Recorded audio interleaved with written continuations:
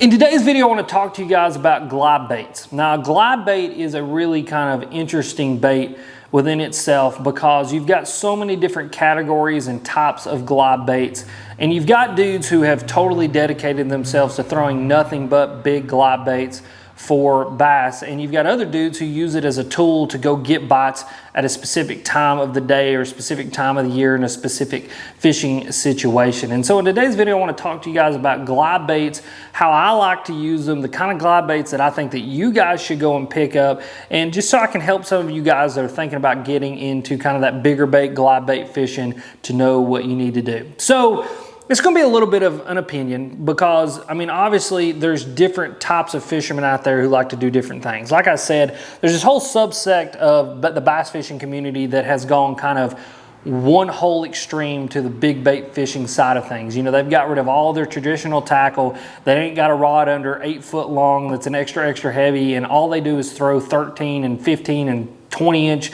glide baits that weigh 6, 7, and 8 ounces. And you know what they're doing is they're trophy hunting, which is cool. I mean, it's just like hunting for big deer. You know, when you go to Illinois and you go hunting, you're not hunting for just like an average deer. You're hunting for like a 200+ inch ginormous buck. And you know, there's guys that'll pass up deers of a lifetime that me or you would shoot anytime just to kill that one bigger than average, that one just freak nasty deer.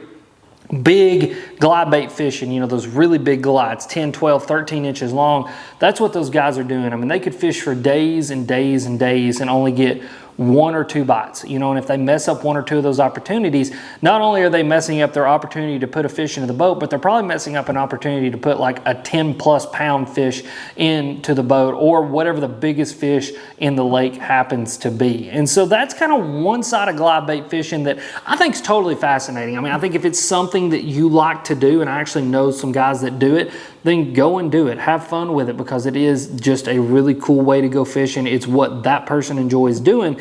But for me, I don't like enjoy it that much. It's something that if, you know, I kind of go on a specific time of year, a specific day when I know all the stars can align, that I can put big fish in the boat, that I'll go through those super big glide baits. But for the most part, I'm going to kind of lean more towards what I'm about to talk about, which is, you know, a little bit smaller glide bait, a little bit more manageable glide bait, something that is more a tool for not only getting big fish to bite, but just kind of getting bites and showing fish. And so that's a whole nother side of it. You know, the tournament fishing side of things, the fun fishing side of things, the getting bite side of things. There's a lot of people who have picked up glide baits that are anywhere from 4 to 6 inches long, a little bit smaller profile. You know, they're in that like 1 to 2 ounce range. You don't need super specific gear to throw them. And they go out and not only can they get a bunch of bites on it, but then that bait will actually show you where fish is at as well. And that's a really kind of big tournament tool for a lot of guys. You know, they'll go down a set of docks and they'll fish the glide bait. My buddy Bailey actually did this on Lake Norman in the Hobie a few weeks ago. And, you know, they'll fish down a row of docks to show them where fish are, because a lot of the times the fish will just kind of follow that thing out. They're never really going to eat it, but just the curiosity of what is this big thing in the water with them draws them out, shows you where they're at, and then you can go back with different tools and you can catch them. And then you've got other dudes who have figured out how to turn the glide bait into a fish catching tool where, you know, if it's a specific day, specific weather pattern, specific water temperature, they can go out and get bites from 1 pounders to 8 pounders to 10 pounders on a glide bait, and they're getting a bunch of bites during the day. And I think oftentimes, and more often than not, that's going to happen on those little bit smaller glide baits. You know, something like 4 to 6 inches long. I think 8 inches is kind of pushing it on the length size and the weight size of being able to get a bunch of bites. And it's just something that they use as a tool to go out and go fishing with. Now, where do I fall on this? I fall more to kind of the other side, the smaller glide baits, using them as a tool.